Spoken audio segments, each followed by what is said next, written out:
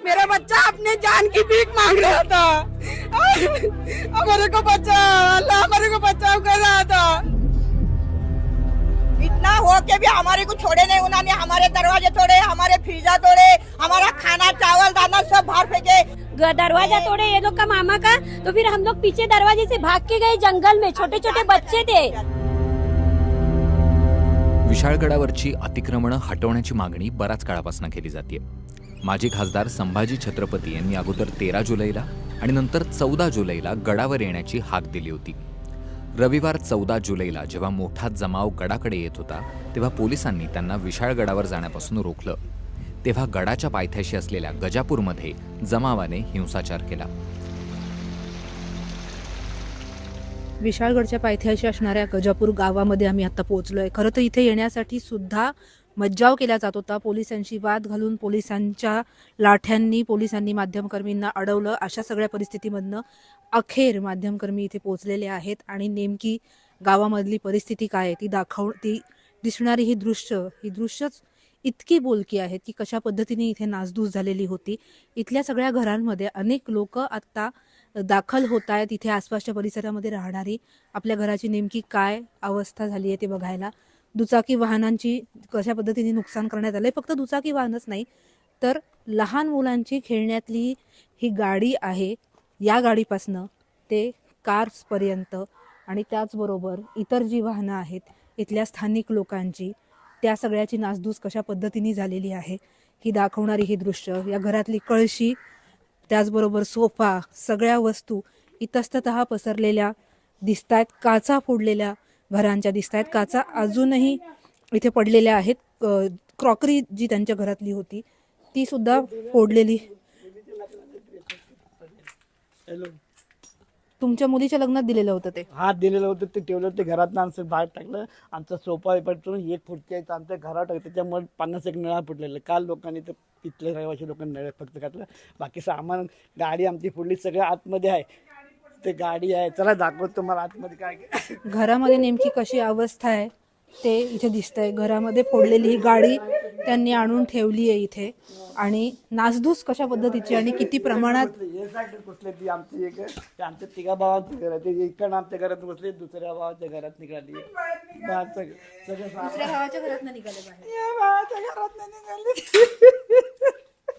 घरांमध्ये कशा पद्धतीने नासधूस झाली ही दाखवणारी ही दृश्य, ज्याच्यामध्ये अगदी वरती घातलेले पाऊस चालू आहे त्यामुळे घातलेले ताडपत्रीसारखे कवर, त्याचबरोबर इथलं सगळं सामान, अगदी धान्य ठेवायची जी डबे असतात ते डबे सुद्धा, त्या सगळ्याचं नुकसान करण्यात आलं। हे सांगतायत की या एका बाजूने 3 भावांचं हे घर आहे, 3 दरवाजे आहेत, एका दारातनं आत लोक गेले आणि दुसऱ्या दारातनं आले असं सांगतायत। पडलेल्या काचा, फोडलेल्या सगळ्या गाड्या, हे सगळं नुकसान झालेल्या गोष्टी पसरलेल्या इथं सगळ्या घरांमध्ये दिसत आहेत। रविवारी ही सगळी घटना झाली, ज्यावेळेला प्रचंड मोठ्या संख्येने जमाव इथल्या सगळ्या घरांमध्ये घुसलेला होता, नासधूस ते करत होते सगळीकडे। सिलेंडर अनेक घरांमध्ये होते, त्या सिलेंडरच्या त्यापैकीच एका सिलेंडरचा एका घरामध्ये स्फोट देखील झालेला होता, मिक्सर पण फोडलेला हे दाखवत आहेत। अशा पद्धतीची परिस्थिती आता गजापूरमध्ये रविवारी घटना झाली आहे। आज मंगळवार आहे, आजच्या 2 दिवसांनंतर ही परिस्थिती इथे बघायला मिळते। फ्रीज तोडलाय। भाई आने तक जब 70 हो गए, इसके लिए हम लोग को 2 कल परसों आने नहीं मिला। आज हम लोग इधर आए, अपना घर देख के सब 70 घर का हो गया। कुछ भी सब तोड़ ताड़ के फेंके सब घर में। कोल्हापुरातल्या हिंदुत्ववादी संघटनांनी याबाबत अगोदरच आपली भूमिका स्पष्ट करत कोणत्याही संघटनेचा याच्याशी संबंध नसल्याचं म्हटलंय। कोल्हापूर जिल्ह्यातल्या सकल हिंदू समाजाच्या वतीनं सगळ्या संघटनांनी एकत्रित येऊन एक प्रेस कॉन्फरन्स केली होती आणि आजच्या आंदोलनामध्ये सगळ्या संघटनांचा कुठेही समावेश नाही आहे आणि आम्ही याच्यामध्ये सम्मिलित होणार नाही असं जाहीर केलं होतं। तरी माझं सगळ्या प्रेसला आव्हान आहे, सगळ्या संपादकांना आव्हान आहे की याच्यामध्ये कुठल्याही हिंदुत्ववाद्यांचा समावेश नाही आहे। मागची दृश्य ही दिसत आहेत, ज्या पद्धतीने तोडफोड झालेली आहे आणि ज्या पद्धतीने इथे नुकसान करण्यात आलं, एका बाजूला मशीद आहे, दुसऱ्या बाजूला लोकांची घरं आहेत. दोन्हीही ठिकाणी झालेल्या नासधुसीचं दृश्य 2 दिवसांनंतर, रविवारी हा सगळा प्रकार झाला, 2 दिवसानंतर अजूनही बघायला मिळतंय. स्थानिक काही महिला आपल्या बरोबर आहेत. नेमकं काय झालं? आप घर पे थे क्या जब घर हुआ? में अंदर आते हमी 10 आदमी घर में आते, हमारे 4-5 बच्चे आते, साल के बच्चे आते हमारे। अरे हमारे घर दरवाजे में 10 गाड़ियाँ थी, छोटी बड़ी 10 गाड़ियाँ थी, नवीन शोरूम 10 गाड़ी फोड़े, हमारे घर के दरवाजे फोड़े, हमारा राशन बाहर फेंके, हमारे बच्चे हमें नाचते थे तो हमारे को बोलते हैं हमें औरत लोग बच्चे बारिश में लेकर जाते थे। इतना हो के भी हमारे को छोड़े नहीं, उन्होंने हमारे दरवाजे तोड़े, हमारे फ्रीजा तोड़े, हमारा खाना चावल दाना सब बाहर फेंके। कितने लोग आए थे आपके घर पे? क्या हुआ? वो तो गिन नहीं सकते। हम लोग गिन नहीं सकते थे। मैं मेरे घर बहन के घर पे गई, बाद में उन पे ही से ज्यादा आदमी आए तो मैं मामा के घर पे, हमारे घर में गई।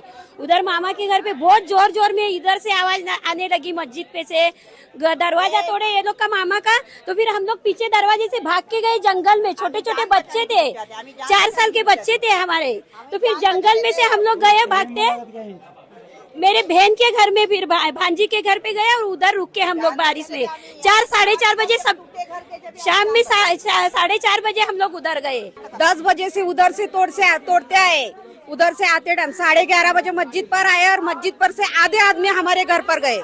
मस्जिद के पीछे वाला मेरा घर है, आधे मस्जिद पर चढ़े, जैसे टोली आती थी वैसी एक बार नहीं 4 बार हमारे घर पर आए और तोड़े, सब ले जाए, हमारा कुछ रखे नहीं। हमारे बच्चा आपके साथ? ये बच्चा मेरे साथ था, मेरा बच्चा डरा, मेरा बच्चा अपने जान की भीख मांग रहा था। हमारे को बचाओ अल्लाह, हमारे को बचाओ कर रहा था और हमारी जान की हम भीख मांग रहे थे। ऐसे हमारे घर पर टूट कर पड़े और आगे पीछे से हमारा सब घर तोड़े, हमारा सब सामान तोड़े। क्या हाल? हमारे मस्जिद पे जाए थे, हमें औरतें चुप के बैठे, हमें बाहर नहीं पड़े, दांड के ऐसे लेके भागते थे। हमें कैसा बाहर रहेंगे, हमारे पास आदमी नहीं, कौन नहीं, हमें औरत आजकल इधर और सब दांड के लेके भागते थे। इतना पत्थर हमारे घर पे पत्थर नीचे आया तो हमें क्या करेंगे, हमारे छोटे छोटे बच्चे लेके हम जंगल में भागते थे। हमारे पीछे से भी भागने का उन्होंने चालू करे थे, इस जंगल में इधर से भागते थे जो लोग, उनके पीछे से भागते थे। कौन किधर गया किसका पता किसको नहीं था। हिंसाचारानंतर विरोधी पक्षांनी पोलिसांच्या आणि प्रशासनाच्या कार्यक्षमतेबद्दल प्रश्न उपस्थित केलेत. काही ना काही घटना नेमक्या इथंच कशा घडतात. मी काल सुद्धा बोललो, प्लॅन हा सातत्याने या ठिकाणी चालू आहे. आपण जे आता आदरणीय महाराज म्हणले ते, काल जर अभियोक्त्यांचा सल्ला घेऊन या सगळ्यावर जर कारवाई होत असेल तर मग ती गेले 6 महिने का केली नव्हती. पोलिसांनी आतापर्यंत 400 पेक्षा अधिक लोकांवर गुन्हे दाखल केलेत, तर 21 लोक अटकेत आहेत.